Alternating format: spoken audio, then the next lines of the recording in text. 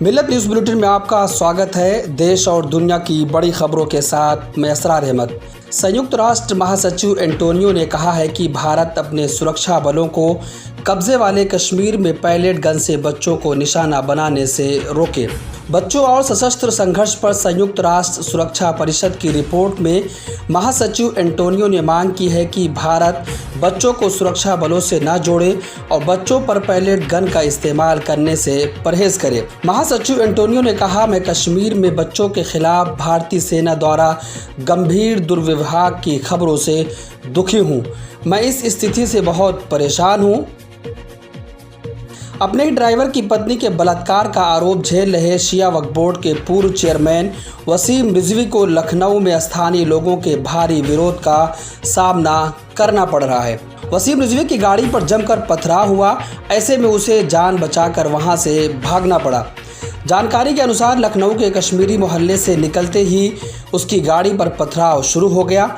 वसीम रिजवी ने बताया कि अचानक घबरा गए कि पत्थरबाजी कैसे होने लगी। जब हमने गाड़ी रोकने की कोशिश की, लेकिन तब तक पत्थरबाज लोग वहां से भाग निकले थे। सुप्रीम कोर्ट ने सोमवार को उस जनहित याचिका पर विचार करने से इनकार कर दिया है, जिसमें आरोप लगाया गया था कि मेवात में महिलाओं और बच्चियों सहित हिंदुओं की स्थिति बेहद दयनीय हो गई है और उनका अस्तित्व मुश्किल हो गया है। याचिका में दावा किया गया है कि क्षेत्र में प्रमुख मुस्लिम समुदाय द्वारा हिंदुओं के मौलिक अधिकारों को लगातार कम किया जा रहा है और मुस्लिम समुदाय द्वारा हिंदुओं पर कथित अत्याचारों की एक विशेष जांच दल द्वारा जांच की मांग भी की गई थी। मुख्य न्यायाधीश NV रमना की अध्यक्षता वाली पीठ ने कहा, यह सर्वोच्च न्यायालय के लिए कोई मामला ही नहीं है। मुख्यमंत्री भूपेश बघेल ने प्रधानमंत्री से अनुरोध किया है कि छत्तीसगढ़ को कोरोना की वैक्सीन उपलब्ध कराने के लिए केंद्रीय स्वास्थ्य मंत्रालय को तत्काल निर्देश दिया जाए। छत्तीसगढ़ के मुख्यमंत्री भूपेश बघेल ने प्रधानमंत्री नरेंद्र मोदी को पत्र लिखकर मांग की है कि जुलाई में राज्य को कोरोना वैक्सीन की कम से कम 1 करोड़ खुराक उपलब्ध कराई जाए। मुख्यमंत्री ने यह भी बताया कि इस समय राज्य में कोरोना वैक्सीन की केवल 9,98,810 डोज ही बची हैं, जो केवल 3 दिनों के अंदर खत्म हो जाएंगी। पंजाब में होने वाले विधानसभा चुनाव के लिए आम आदमी पार्टी पूरा जोर लगा रही है। दिल्ली के CM अरविंद केजरीवाल ने मंगलवार को एक प्रेस कॉन्फ्रेंस में कहा कि अगर पंजाब में आम आदमी पार्टी की सरकार बनती है तो हर परिवार के लिए 300 यूनिट तक बिजली फ्री दी जाएगी। इसके साथ ही उन्होंने 24 घंटे बिजली और पुराने बिजली बिलों की माफ़ी का भी वादा किया है। गौरतलब है कि पंजाब में अगले साल विधानसभा चुनाव होने हैं। ऐसे में राज्य में राजनीतिक सरगर्मियां धीरे धीरे तेज होती जा रही हैं। राज्य में सत्तारूढ़ कांग्रेस के सामने आम आदमी पार्टी और शिरोमणि अकाली दल चुनौती पेश कर रहे हैं। इजराइल के नए विदेश मंत्री ने ईरान के साथ अमेरिकी सिफारतकारी पर चिंता व्यक्त की है, लेकिन यह भी कहा है कि यहूदी राज्य के करीबी सहयोगी के साथ नई सरकार की पहली उच्च स्तरीय वार्ता में टकराव का स्वर नहीं अपनाएंगे। डॉन की एक रिपोर्ट के अनुसार इजराइल के विदेश मंत्री यार लिपिड यूरोप के दौरे पर आए अमेरिकी विदेश मंत्री एंथनी से मिलने रोम पहुंचे।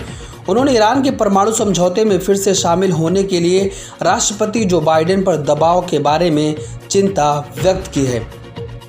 एक और जनता पेट्रोल डीजल के आसमान छूते दाम से परेशान है और मध्य प्रदेश सरकार के मंत्री जनता को अजब तर्क दे रहे हैं। अपने अजब गजब कारनामों के कारण चर्चा में रहने वाले ऊर्जा मंत्री ने कहा कि अगर पेट्रोल डीजल महंगा है तो साइकिल क्यों नहीं चलाते। इसके साथ उन्होंने मंत्रियों को भी साइकिल चलाने की सलाह दी है। पेट्रोल डीजल के बढ़ते दामों पर ऊर्जा मंत्री ने अजब हल निकाल लिया है। मंत्री तोमर ने कहा कि साइकिल चलाओ, ये सिर्फ आम जनता ही नहीं, हम सभी मंत्रियों के लिए भी ये कह रहे हैं।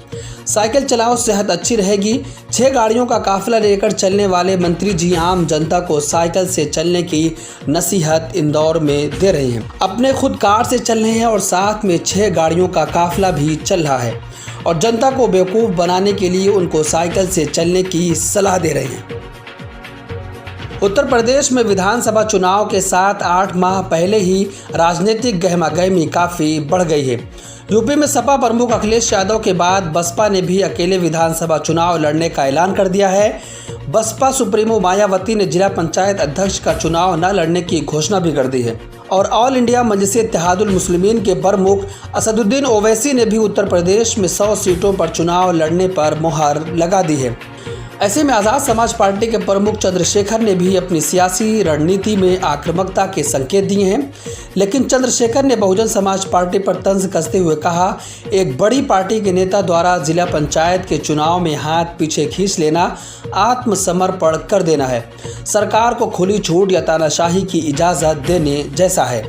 ब्यूरो रिपोर्ट, मिल्लत टाइम्स। मिल्लत टाइम्स को आपकी ज़रूरत है, हमारी आप माली मदद करें।